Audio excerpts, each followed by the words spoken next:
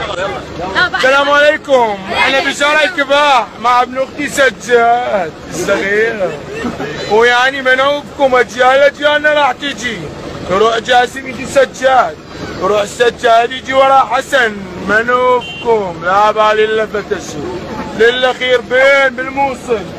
لكن اختم وين؟ بالموصل. ويعني بالنسبه لوزير الكهرباء خاف تسوي فراره صار 3 ايام مطينا كهرباء ودا تشمرنا اللي راح الدولي يشتغلون عليك لين ما يصير على ابو سخانات مشغلين بالصيف.